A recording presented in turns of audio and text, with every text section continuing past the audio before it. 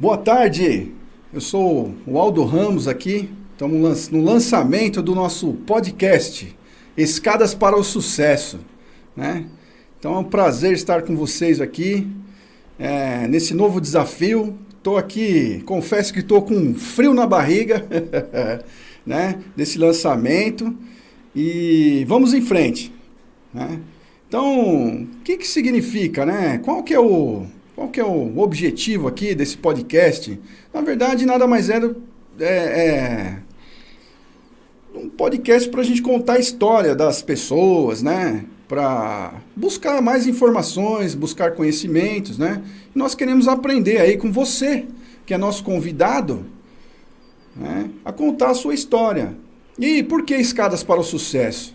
Todo mundo tem a sua escada, né? E essa escada, ela é única, né? Ela é única. Então, vou começar aqui falando aí sobre qual o significado dessa palavra escada, né? Escada para o sucesso. Por que a gente pensou nisso?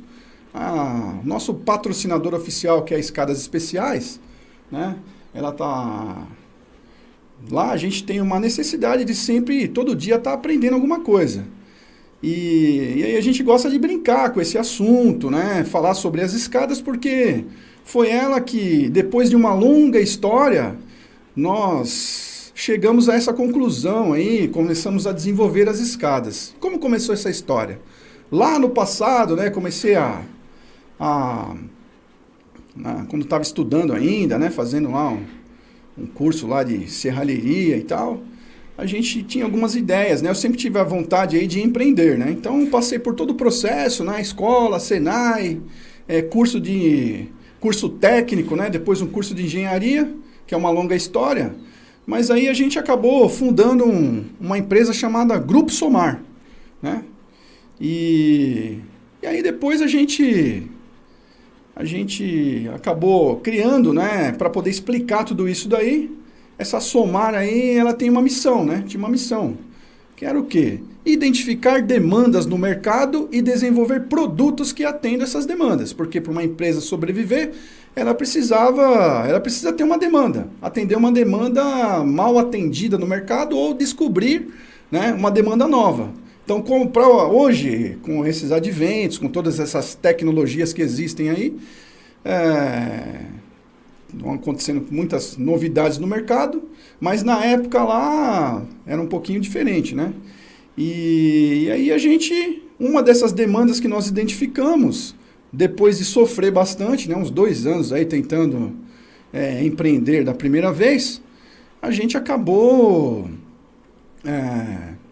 aí descobrindo, né, depois de uma pesquisa, depois de algumas perguntas, né, que as perguntas é que movem o mundo, que um produto que a gente deveria continuar no mercado seria a escada, né? E aí por isso que surgiu as Escadas Especiais, que foi uma demanda que nós desenvolvemos, nós identificamos, né, através desse estudo, desse método aí da Somar, né? E que a gente resolveu seguir essa carreira. E hoje estamos aqui, né, depois de 20 anos trabalhando com isso, né, naquela estatística dos empreendedores, né, da verdade, a estatística verdadeira, né, que estão vendendo muita história aí fora, que a coisa é fácil, né, que você vai lá e compra um curso e acontece uma mágica, né, e infelizmente a gente percebe aí que não é bem assim a história, né? Algumas pessoas conseguem, né, atingir muitos objetivos aí rapidamente e tal, né, com muitos investimentos ali e tal, mas isso daí é 1% do mercado. Agora os outros 99% é a troco aí de muito esforço, muita dedicação, né, e de muita verdade, né? E essa verdade aqui que a gente vem querer mostrar aqui, né, através do nosso podcast. Esse seria talvez aí um dos principais objetivos, contar histórias verdadeiras, né? E, enfim, seria isso. Então, eu queria falar para vocês aqui, não ficar falando muito de mim, mas agradecer a todos os nossos patrocinadores, né? e vou apresentar aqui o Michael, né, que é o nosso parceiro principal aí, que ele tá numa carreira de ascensão agora e tudo mais. E eu queria que ele falasse aí um pouquinho dele ali e tal, para iniciar esse nosso novo desafio, né? Então, eu tô querendo aí começar isso de forma agradecendo a Deus, né, em primeiro lugar, e espero aí que esse conteúdo seja muito importante para as pessoas, que seja assim um conteúdo aí bom para que as pessoas possam se espelhar nisso e assimilar alguma coisa boa, né? Esse é o objetivo aí, trazer sempre uma história boa, falar das nossas transformações, né? E a gente utiliza assim essa metáfora, né, que seria a escada, como uma ideia, né, para ficar mais fácil aí contar as nossas histórias. Então a gente sabe, né, que para subir um degrau, o próximo degrau, a gente tem que fazer aquele esforço, né? E é isso aí que a gente quer ouvir das pessoas, né? Qual é esse esforço, como que é, porque a gente tem que planejar, porque não é só chegar e subir, né? Existe todo um processo para que a pessoa passe de um degrau para o outro, né? Assim como numa reta, né, para ir do ponto A até o ponto B, a gente, para subir o degrau, tem que fazer um esforço um pouco maior. Então é nisso aí que a gente vai pesquisar com todos os nossos convidados, né? E eu queria iniciar aqui, né, fazendo uma pergunta para vocês, né? O que é uma escada para você? Né? O que é uma escada? Né? Então eu vou contar uma historinha aqui de como começou, né? Como começou a história. Então a gente sabe aí que na época pré-história, né, o ser humano lá, o homem pré-histórico, ele saía para caçar, né? E a mulher ficava em casa cuidando dos filhos, né? E eram nas cavernas, né? O homem das cavernas. E a caverna, ele se escondia nas cavernas, por quê, né? Para se esconder, igual a gente tem a casa agora. A caverna é uma casa. E para se esconder dos intempéries do tempo, né? O frio, chuva, né? Dos predadores, né? Que na verdade existiam os dinossauros, né? Os animais de grande porte, né? Que então ele se escondia dentro das cavernas para fugir aí desses problemas. E aí ele morava, a caverna geralmente era no topo de uma montanha, né? Então ele tinha que subir aquele plano, né? E aquele plano lá já era uma escada, né? Fisicamente falando, era uma escada. E aí só foram acrescentados degraus, né? E aí, né, na nossa história, foi assim que começou, o uso da escada, né? E aí, né, quando a gente fala assim da outra parte agora, falando da primeira escada que surgiu, né? É uma das máquinas simples. Então nós temos aí 3 máquinas simples, né? Que foi a roda, a alavanca e o plano inclinado. E a escada é o plano inclinado cheio de degraus, né? E é isso aí que significa a escada. E aí a gente tem uma série de outros fatores, né, que se derivam aí do plano inclinado, da alavanca e da roda, né? Surgiram as máquinas e tal, mas aí foi uma evolução muito grande, né? E para que serve uma escada, na verdade? Você imagina aí que você ter que transpor um obstáculo de 3 metros de altura. Como que você faz? Você imagina você escalando, tentando pular, né? Alcançar lá 3 metros de altura, como seria se não existisse uma escada, né? 3 metros, imagina. Muita gente não consegue, né? Pular e alcançar com os braços lá para poder transpor os 3 metros de altura. Então ela serve primeiramente para economizar energia, né? Economizar energia e fazer uma transição circular de um andar para o outro, né? Que é o que se utiliza a escada nas construções de hoje. Então, para a física, ela é um plano inclinado, né?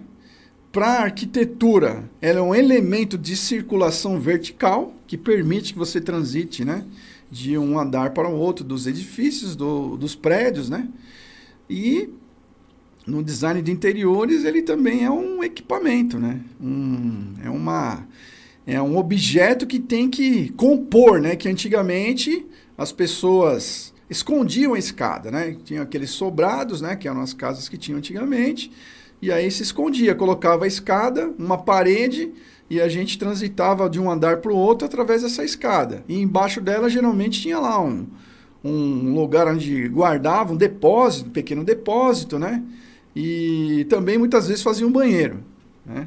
Hoje não, hoje a escada aparece, né? Ela tem que compor com o ambiente, né? Tem que ter uma decoração que combina com o ambiente, né? E essa difícil conexão, né, entre os dois andares, né? Entre os dois andares é que é um desafio para o design de interiores, que ele faz exatamente isso. E o arquiteto também, né? Ele coloca uma escada, a escada tem que ser funcional, ela tem que ser segura primeiramente, né? Antes da segura, tem que ser fácil de andar, né? A gente nas escadas especiais, a gente tem lá um estudo próprio, né? Segundo métodos e processos, né? A gente desenvolveu o estudo próprio lá, né? Primeiramente tem aí a fórmula de Blondel, que se utiliza, tem a norma ABNT, né? Que tem as dimensões, né? Que nessa normalização tem as dimensões adequadas, né? E só que tem espaços que a gente não consegue aplicar a norma, né? Porque são espaços pequenos, e aí é um desafio você desenvolver tanto o modelo da escada, o tipo da escada, que, né, são vários tipos que temos, e escada reta, né, que é a convencional. Aí a gente tem o tipo L, que já é uma escada que dobra, né? Você subindo por ela, vira um ângulo de 90 graus, né? Aí tem U, que é uma escada que tem um L, depois tem outro L, e depois tem a escada curva, a escada caracol, né? Que é mais conhecida como caracol, né? E a caracol de grandes dimensões, que a gente chama de helicoidal, que ela é mais confortável. A caracol, ela, principalmente o diâmetro pequeno, ela se torna um pouco desconfortável, né? Mas ela serve assim para pequenas áreas também, para ter o acesso. Teve uma moça, até na época, cara, muito tempo atrás, né? Um pouquinho depois, assim, uns 15 anos atrás, mais ou menos, aí veio uma moça e me falou de um filme, né? Me falou de um filme. Aí falou assim, ó, cara, você já assistiu um filme que chama Quem Somos Nós? Né? Eu falei, não, nunca ouvi falar nesse filme aí, né? Então, vou te mostrar um negócio, cara, né? Te mostrar um negócio. Aí pegou, me deu o filme, cara, me deu um CD na época lá, tal, né? Aí fui lá, assisti o filme lá, e falou, ó, você tem que assistir várias vezes aí, tal, que você vai ver que você vai aprender algumas coisas. Eu falei, não, legal, beleza, né? Aí ela falou assim, ó, vou te mostrar também um negócio, o nome dela é Eliana, né? Uma amiga minha, Eliana, né, e tal, quem sabe ela vem aqui, né? Vai vir aqui também, eu vou convidá-la. Legal, vou convidar. Porque ela me deu um negócio, ela me mostrou uma pesquisa, tá? Rapaz, eu assisti esse filme, você acredita? Faz uns 15, 20 dias. Então, esse filme Quem Somos Nós, você acredita? Acredito. Rapaz. Aí, esse e ela filme, te falou desse filme? É muito tempo atrás, você vê, uns 15 anos atrás, entendeu? Aí depois que veio esse do segredo e tal, entendeu? Mas enfim, isso é uma outra história. Mas aí, assim, aí o que aconteceu? Ele é mais você antigo. tá espantado porque... porque a conexão, né? Foi incrível, eu assisti há pouco tempo, justamente esse filme. Então, eu tenho até um livro lá deles. Então, o que acontece? Essa Eliana me mostrou uma pesquisa. Do que era essa pesquisa, né? Era uma pesquisa de pregadores, cara. Pregador de roupa, né? Então o cara foi e pegou e falou assim, né? Ele foi fazendo. Uma alavanca. É uma alavanca. Agora alavanca. Eu vou ficar assim, tudo que eu ver, eu vou olhar uma questão de alavancagem. Eu vou ver as três máquinas simples. Vou ver foi tudo. De onde tudo começou, né? Então, olha só que coisa interessante, né? Que a gente está falando. Pô, aí surgiu esse negócio e tal, ela fez uma pesquisa, cara. E a pesquisa de uns pregadores de roupa, né? E aí mostra o andamento da pesquisa, como é que começou e tal. Então o cara pegou modelos de pregadores de roupas na história. Aí tinha um lá com uns bambuzinhos, com os negócios lá e tudo mais e tal. E até que o cara tinha pregadores no museu, em peças de museu, né? No mundo, fizeram essa pesquisa. Pregadores de roupa. E aí depois o que surgiu? Surgiam os pregadores aqueles de plástico, com um modelinho de bonequinho, que não sei o quê, aqueles detalhezinhos todos lá e tal. Aí vai aprimorando. Tá. Entendeu? Então, aí ela falou assim, ó, o que te leva, né? E essa ideia aqui para você, o que você pensou nessa ideia? Eu falei, cara, é só acompanhar. É a mesma coisa. Vou fazer uma pesquisa mundial em relação a modelos de escadas, né? E na época, eu estava nacionalizando isso. E aí fui pegando as ideias, fui estudando e tal, né? Modelos de escadas de todo, e aí acabei fazendo uma coleção de livros, né? Que falam de modelos de escadas, certo. De como que surgiram as escadas. Mas viu a história do filme? Ela te mostrou o filme? Então, ela me mostrou esse filme, porque naquele momento ela falou assim, ó, tá acontecendo uma transformação com você, né? Entendi. E aí eu quero que você assista esse filme e assista várias vezes. Você assiste uma vez, muita coisa você não consegue entender. Agora eu entendi a ligação do filme por conta dessa questão da mudança.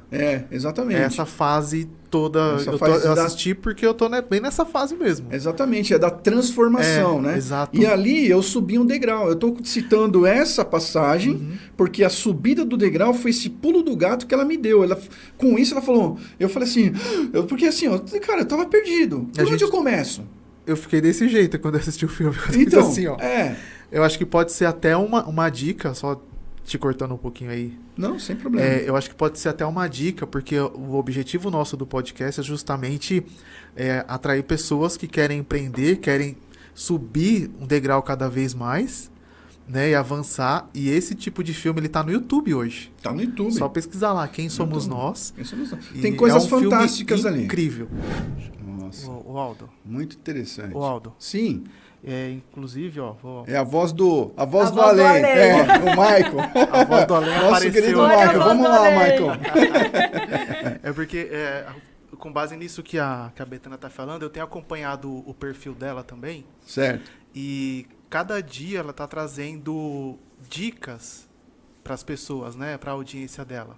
E tem muito a ver com isso que ela tá falando aí, né? De viver cada momento, viver cada espaço.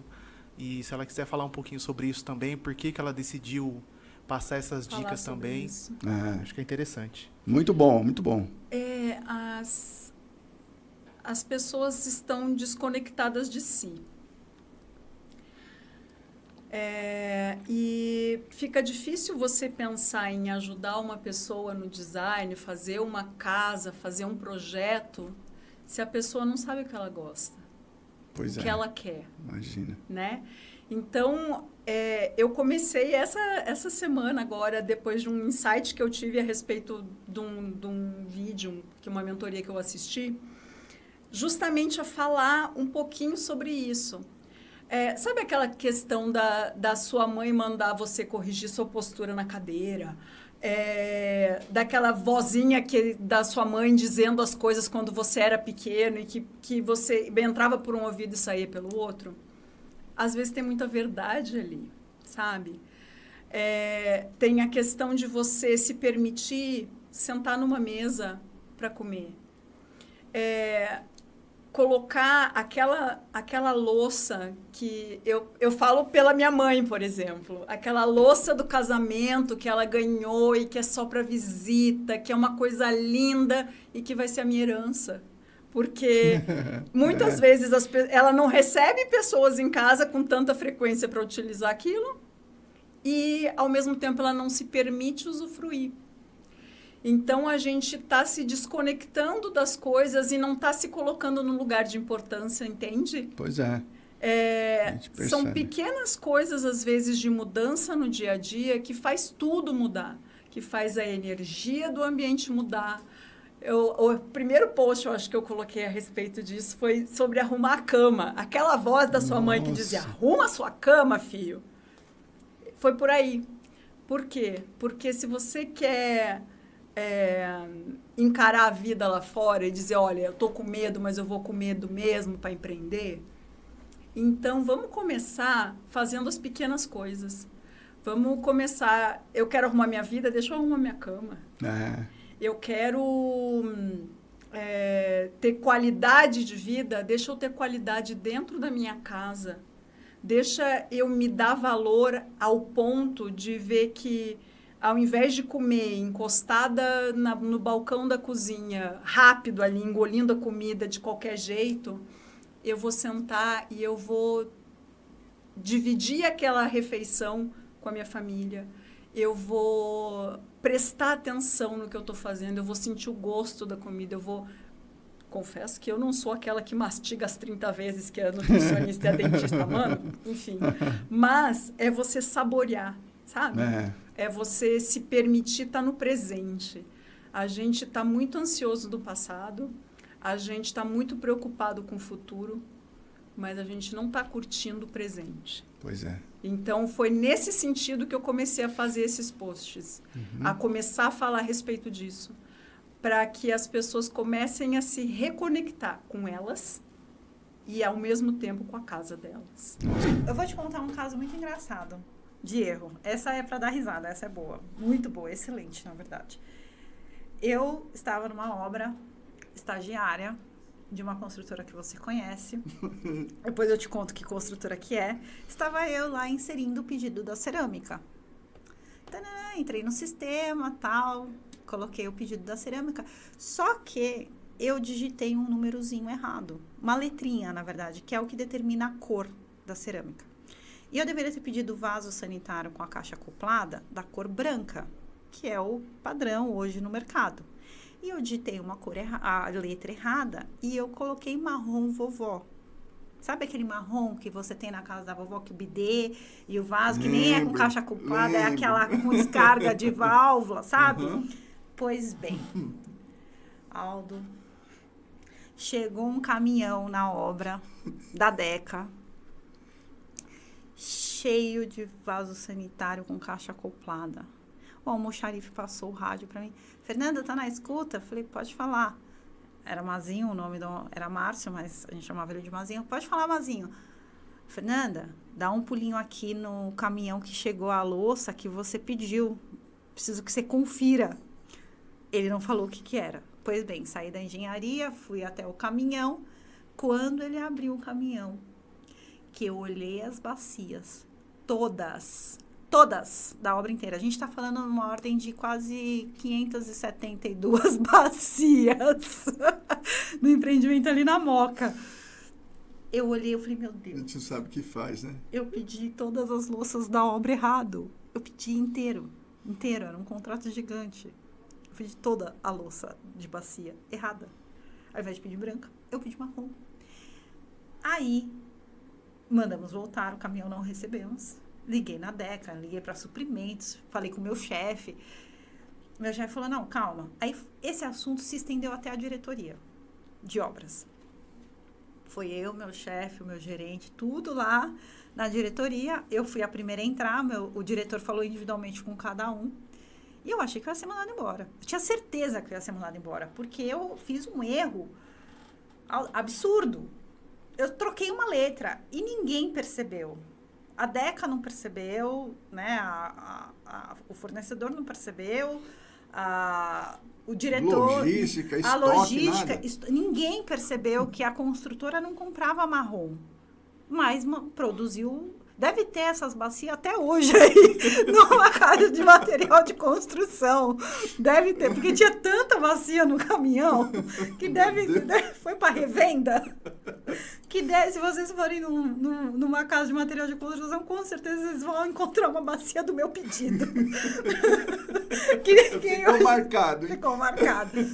Pois bem, qual foi a lição que eu aprendi disso? Com o diretor. O diretor olhou para mim e falou assim, Fernanda, foi você que fez o pedido? Eu falei, fui. Coração, eu tava nervosa, suava, tava passando mal. Eu achei que eu ia perder meu emprego. Tinha certeza que eu ia aprender. Aí o diretor falou, tá bom. Então, obrigado, foi você que fez o pedido. Foi. Aí ele chamou meu chefe falou com ele, chamou o chefe do meu chefe, falou com ele. E no final, da conversa, ele chamou todos na sala. E aí ele falou uma coisa pra mim, e eu nunca me esqueci disso. Ele falou assim, você errou, mas só erra aquele que faz. Poxa vida. Só erra aquele que faz. Trabalha. E o mais legal, você admitiu o seu erro. Então, A empresa está do seu lado porque você não fugiu. Você não inventou, você não omitiu. Quando você detectou o erro, você contou para o seu superior imediato e foi tomada as devidas providências. Você não teve medo de contar sobre o seu erro, você não disse que foi o colega, que não foi você não se omitiu diante da situação. Na verdade, eu brinco que o arquiteto ele é um pouco psicólogo. então, Porque às vezes o cliente ele quer uma coisa, mas nem ele sabe o que ele quer. Tem muita gente que isso se reflete muito em roupa também. A pessoa ela não sabe quem ela é. Ela não tem um autoconhecimento muito desenvolvido. Então, qualquer tendência da arquitetura, ela... não, eu quero o que saiu na revista Veja, Casa, sei lá. A roupa, o último desfile, eu quero aquela, porque tá na moda. Mas, às vezes, não ressoa com a essência dela. Então, fica encostada a roupa. Ou ela entra em casa...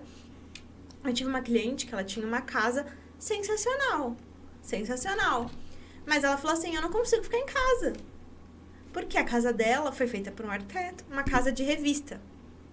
Então, a casa é linda. talvez que ela escolheu, né? Showroom. O projeto igual. Exato. Só que totalmente frio. Não tinha nada a ver com a essência dela, com a essência da família dela. Ela falou, não entendo, a casa é linda, mas eu não consigo ficar em casa. Aí eu vivo viajando, ela, né, tinha bastante dinheiro, vivo viajando, vivo saindo, porque eu não me sinto bem em casa. Então, fiz uma consultoria para ela, porque o projeto já estava todo montado, e com alguns detalhes, mudou totalmente. Ela falou, nossa, parece outra casa. Por quê?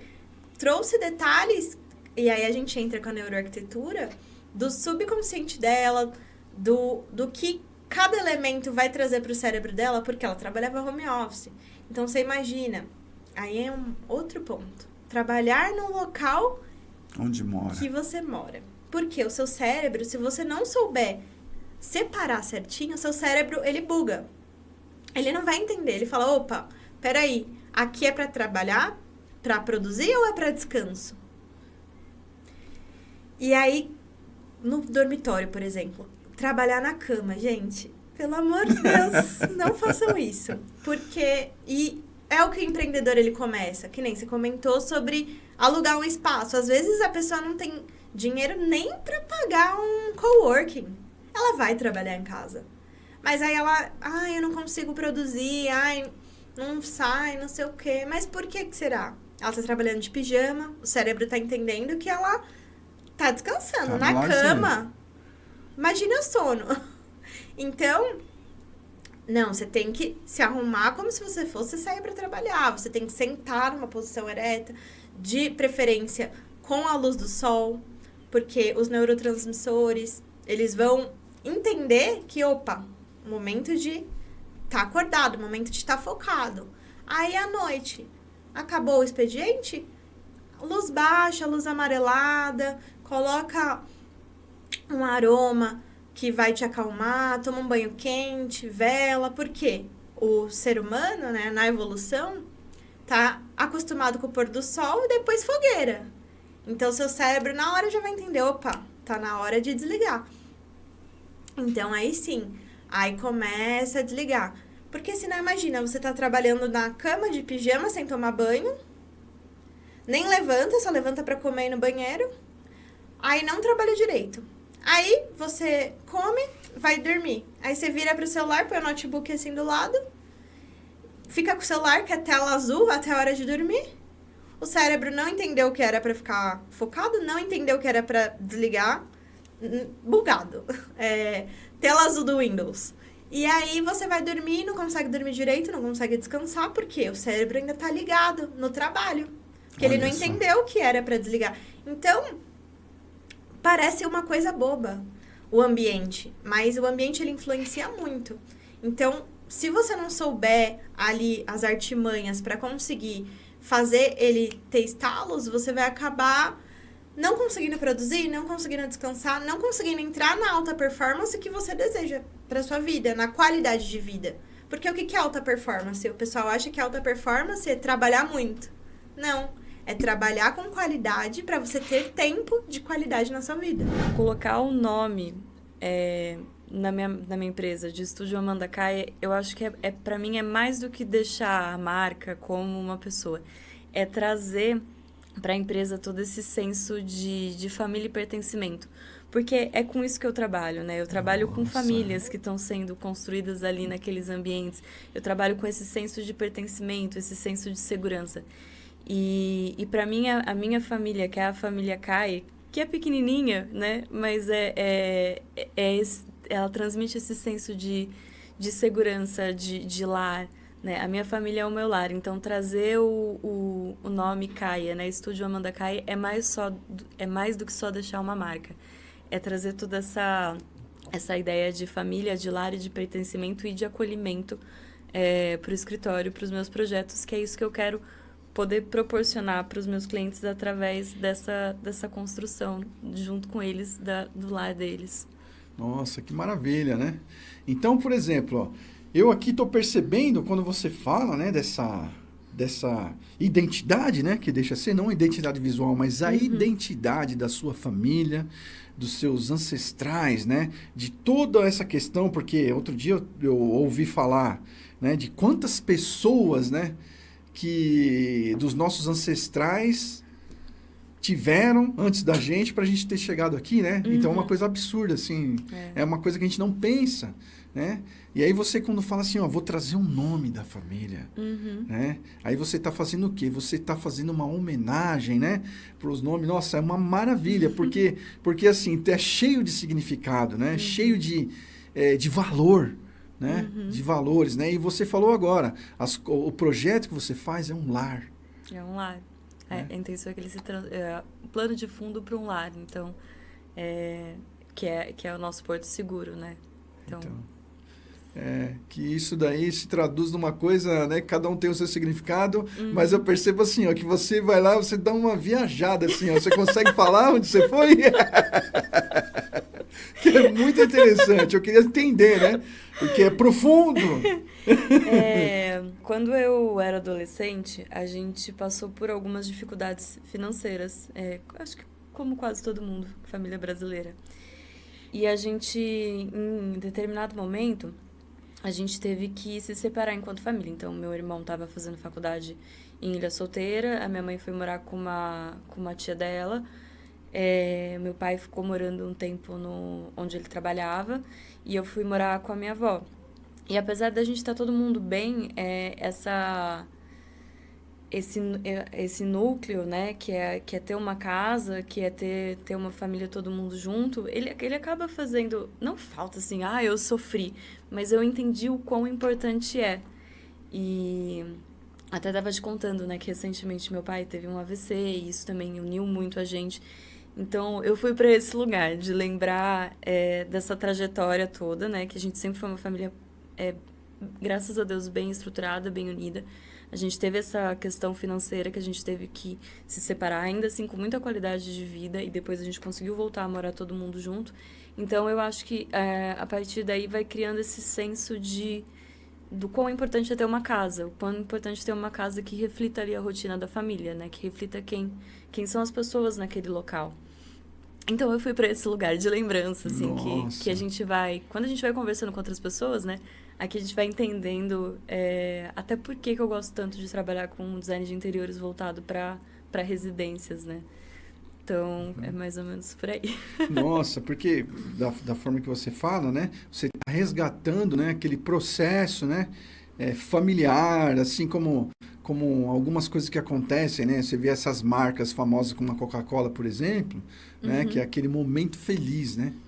Por exemplo, outro dia eu estava num evento e aí eu não lembro direito da marca, qual que era mesmo? 3 Corações, né? E até com um cara lá que ele desenvolve, né? Aquela questão do café e tal. Aí eu falei, cara, mas qual o significado, né, que tem aí e tal? Então, o Café 3 Corações, na verdade, a gente procura buscar momentos felizes, né, da família, e a gente procura resgatar através da marca esses momentos felizes. Aí que veio aquele negócio, né? Puxa, quando você fala assim da avó, né? E tomar aquele cafezinho, sabe? Aquela comidinha da avó com toda a família reunida. Nossa, isso é marca, né? A marca, a identidade, que só a gente que viveu ali, que sabe o que contar aquela experiência. Né? Isso é fantástico, maravilha. Então, na hora que você foi assim, que você olhou assim e tal, eu falei, nossa, ela foi buscar, né? Foi buscar a experiência aí da vida lá. É maravilhoso, entendeu? Então, você vê, Amanda, isso são valores, né? Que hoje em dia nós precisamos nos inspirar, né? Nesses valores familiares, valores do amor, que a família é que sustenta o mundo, né? São os valores familiares, não tem jeito, né? E depois que vem o resto, né? Então, inclusive tudo isso aqui, ó, todas as coisas são feitas para as pessoas. As coisas, né, que você faz lá estão feitas para as famílias. O projeto que você edifica é para a família viver bem, feliz e tal. Nossa, maravilha. Isso assim, é divino. Eu acho que não tem outra palavra para eu... No final das contas, o negócio ele nunca é sobre números, ele é sobre pessoas, né? Sobre pessoas. De todas as formas, para quem a gente faz, com quem a gente faz, como a gente faz, para esse caminho ser mais leve. Então, concordo plenamente. É sobre a família que a gente tem de sangue, às vezes que a gente escolhe em vários formatos, mas é sobre esse senso de companheirismo, né, que a gente vai criando. Não é só a beleza, né? Muitas pessoas pensam, eu quero uma casa de revista, mas será que você vai ser feliz naquela casa de revista? Será que você vai se encontrar naquela casa de revista? Porque assim, quem vai morar ali, né? Então, é isso que você tem que pensar. É na afetividade. Hoje a gente fala muito na afetividade. No que você vai trazer, às vezes, aquela memória que está escondida lá da sua avó, como foi a sua criação. Então, você consegue trazer isso, às vezes, sem a pessoa perceber. Foi o que eu disse, a questão daquele porta-retrato ali. Às vezes, aquilo estava lá na infância dele e ele nem lembrava. Então, através do briefing que a gente faz com o cliente, você consegue descobrir um monte de coisa. Então, a gente traz isso. E isso é muito importante. Então, às vezes, aquela casa maravilhosa, que está lá no topo, não é aquilo que vai te deixar feliz. Às vezes você vai estar lá, mas alguma coisa está faltando. Então, às vezes, no simples, você é muito mais feliz. Entendeu? Então, às vezes a pessoa pensa assim, eu vou contratar um designer, ele só vai me oferecer aquele... Não. Às vezes uma parede que eu mudo, às vezes a posição de um sofá, a cor de uma cortina, um quadro ali, e isso traz a felicidade para o cliente, entendeu? Então, é tudo dentro da sua possibilidade, tudo dentro da sua condição. E aí a gente trabalha dessa maneira. O meu cliente precisa disso. E é isso que eu vou levar para ele. É para isso que a gente se prepara. Muito bom mesmo. Você vê como que é. A gente muitas vezes tem uma noção. Porque, assim, nos meus projetos de escada, né?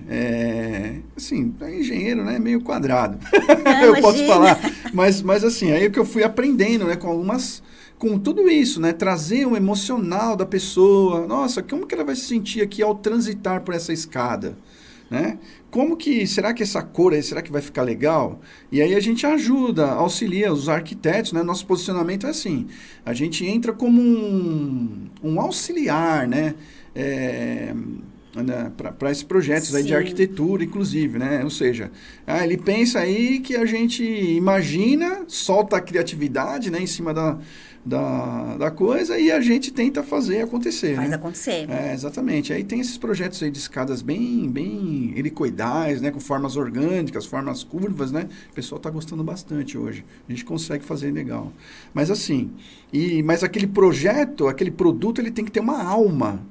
Né? Se ele não tem uma alma, se ele não chama atenção, né? É aquilo que você falou. Exatamente. Muito importante. A pessoa vai ficar mesmo. dentro com uma casa maravilhosa, mas ela vai estar perdida. Mas vai estar perdida. Ela vai estar perdida. Ela vai dormir, vai acordar como se nada tivesse acontecendo. E de repente ela investiu um valor ali e aí não era o que ela queria. Então, às vezes, com muito menos, você traz uma felicidade, você traz um outro sentimento para ele, né? Porque assim que eu digo, a casa é a mesma coisa da roupa.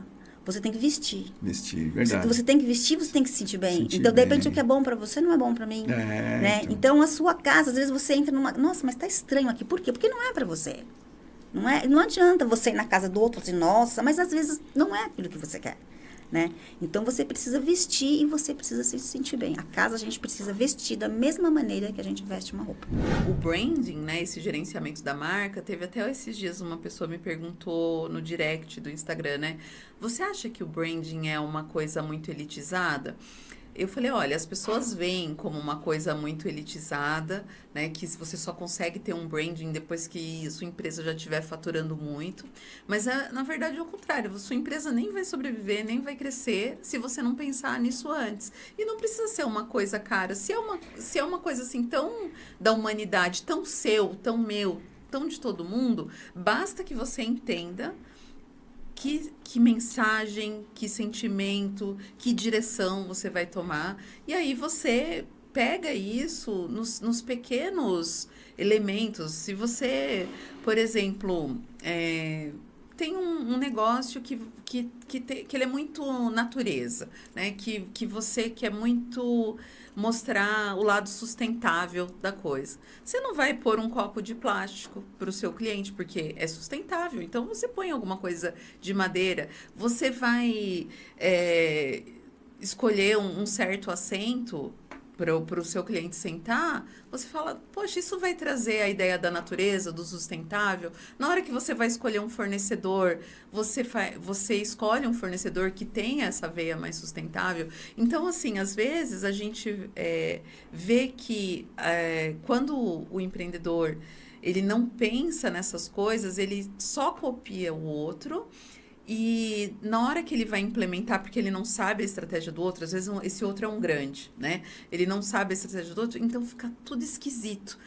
Outro dia eu fui a um supermercado com essa pegada sustentável e, teoricamente, né, sustentável, que vendia também cereais, coisas a granel, não sei o quê, e tava cheio de sacolinha de plástico no caixa.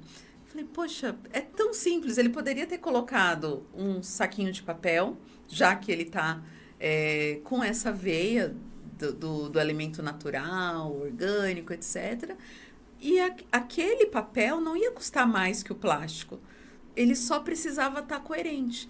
Depois, passou um tempo, era lá na minha vizinhança, já fechou. Porque o cliente que busca isso, ele sabe.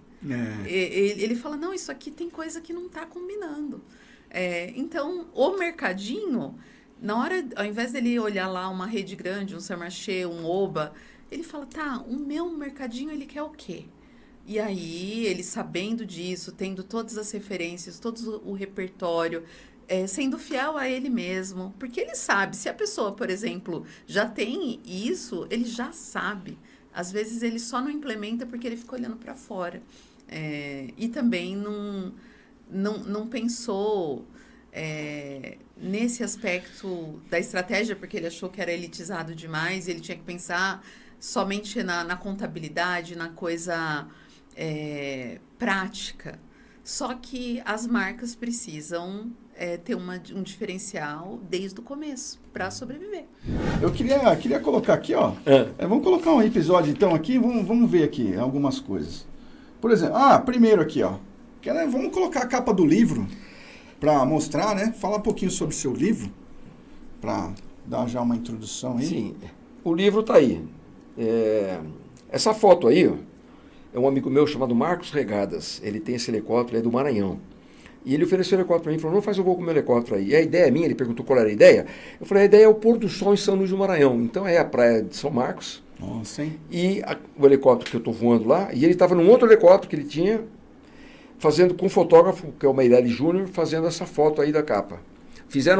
Esse Meirelles fez 517 fotos, cara, e para escolher, meu irmão.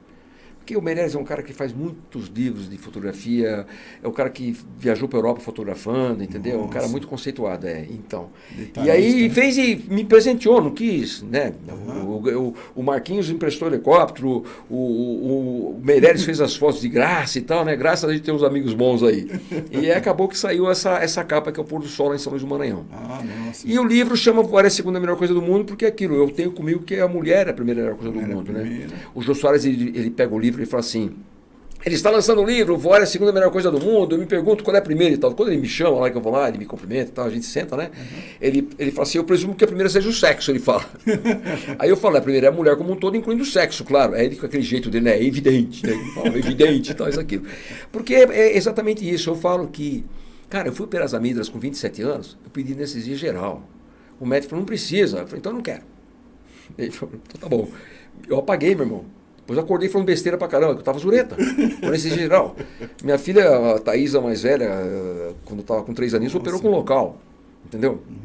Enfim, então a mulher, a gente como homem, quer dizer, eu não estou generalizando, claro, mas a gente como homem, às vezes, tropeçou a primeira vez, tropeçou a segunda, a terceira, meu irmão, já chuta o pau da barraca, já não quer mais saber. A mulher vai lá e arranca leite de pedra, né, bicho? Então eu acho que a mulher é muito mais batalhadora. Eu tenho alunas mulheres, tive alunas mulheres, entendeu? Existem pilotos mulheres. Lamentavelmente ainda existe um preconceito de mulher no comando, mas elas são muito mais dedicadas, entendeu? Tive alunas mulheres e tal. Enfim. Mas aí acabou que o livro, aquela história, né? Amigos convidavam, Dato, vou fazer um churrasco lá em casa. Aí o amigo meu sabia dos acidentes, essas coisas todas. Dato, esse aqui é meu amigo Dato, piloto. Já foi sequestrado, já foi no jogo, já isso, aquilo. Aí os caras, eu começava a contar as histórias que eles pediam, né? Aí alguém gritava, pô, escreve um livro. E nessa de minhas filhas incentivarem também, tal, acabou que saiu o livro. Nossa. Que a primeira edição saiu no lançamento do João em 2011. Filho único, Aldo, eu fiz um livro, acabou, eu não sou escritor de vários livros. Eu fiz isso aí só, que é uma autobiografia, conta os casos, os causos, as dificuldades, as alegrias, as tristezas que tem também nos acidentes. A gente perdeu amigos também na aviação, claro. Então está tudo narrado aí.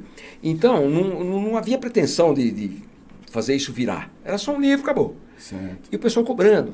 E de tanto cobrar, eu resolvi fazer a segunda edição 14 anos depois, meu irmão. Certo. Lancei em 2011, está saindo agora em 2025, entendeu? Eu lembro que eu tive uma aluna que ela era estagiária da Colgate Palmolive, que tem ali na Anchieta. Certo. E ela estava numa aula minha e ela foi fazer um exercício. Eu acabei de ensinar uma técnica e ela foi lá para treinar essa técnica. E chegou lá na frente, ela falou, bom, professor, eu vou atuar como se eu fosse uma líder de equipe, que eu já estou treinando isso lá na empresa. E aí o senhor me fala aí como é que tá indo e tal. Eu falei, tá bom. Aí ela começou, simulando que o grupo era a equipe dela, que é como eu sugiro que os alunos façam, né, para treinar em grupo. Ela falou assim, quando vocês cometem erros, isso daí prejudica muito a empresa, porque vocês estão muito errados nisso. Essas atitudes são muito reprováveis. E dando umas broncas assim pesadas na turma. E acabou que ela fez com tanta sinceridade que ficou um clima meio pesado assim na turma, né? Aí logo depois a gente saiu para o intervalo da aula. E aí lá no intervalo eu aproveitei para conversar com ela e eu sugeri para ela o seguinte. Falei, olha, quando você como líder tiver que dar uma bronca numa pessoa só, chama no canto, que é uma coisa que a gente está acostumado já a ouvir, né? Dar uma bronca isoladamente e elogia em público. Mas eu falei mais para ela. Eu falei, se tiver que fazer isso para a equipe inteira, você se insere na cena. Em vez de você falar assim, quando vocês erram, você fala assim, quando nós erramos. Olha só. Quando nós erramos, a empresa se prejudica. Então a gente precisa se desenvolver, buscar as melhorias, que são melhorias contínuas necessárias para que a empresa se mantenha sustentável no mercado. A empresa depende de nós, do nosso bom desempenho profissional.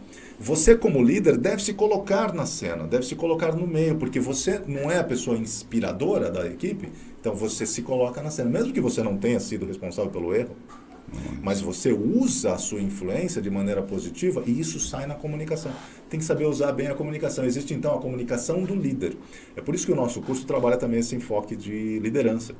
Porque a pessoa vai usar, para quê a comunicação no ambiente profissional? Para ela ascender na carreira. E ela vai, inevitavelmente, acabar chegando numa posição de liderança.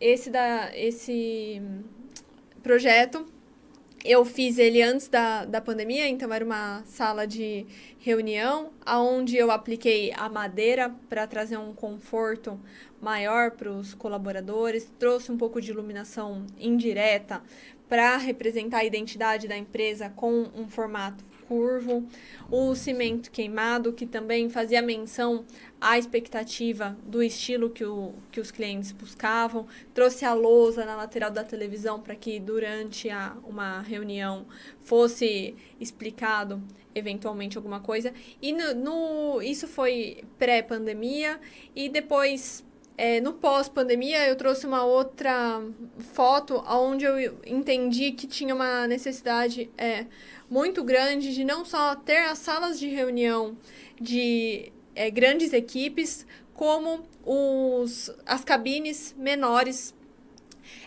como no pós-pandemia houve o regime híbrido na maioria das empresas. Certo. Eventualmente tinha alguém no escritório que tinha que fazer reunião com alguém que estava em casa. E aí eu acabei criando várias cabines menores, onde a pessoa tivesse uma privacidade ali para conseguir fazer uma videoconferência, uma reunião com um pouquinho mais de privacidade do que ficar na estação de trabalho comum, e sentir essa necessidade. Hoje, eu já sinto que as empresas elas estão voltando 100% para o presencial. Olha, que interessante. Eu vi um movimento de 100% presencial, o 100% remoto durante a pandemia. O híbrido num pós-pandemia entre 21, 22 ali até 24. E esse ano eu estou recebendo várias solicitações de projeto das empresas querendo voltar 100% para o presencial. Nossa. E assim, tem alguma coisa, algum questionamento por que isso está acontecendo? É bem interessante, né? Essa migração, né? Novamente só para o presencial, né? Isso. Alguns me relataram sobre a produtividade. Onde eles entendiam que não que o colaborador não estivesse cumprindo com as suas funções, mas de repente tinha algo que tinha que ser resolvido ali com uma certa urgência. A pessoa está do seu lado, é muito mais fácil você virar para ela e falar, olha, a gente precisa resolver isso, muito mais ágil do que você pegar, mandar uma mensagem para a pessoa, viu, eu posso te ligar, você consegue me atender para a gente resolver isso. Então, eu acho que com a nossa rotina super corrida, nessas empresas, normalmente a gente tem uma necessidade de tudo ser muito urgente e a gente tem que agir muito rápido. Eu entendo que foi por essa questão que as empresas elas estão voltando quase 100% para o presencial, pelo menos as empresas que estão entrando em contato comigo esse ano para fazer projeto corporativo.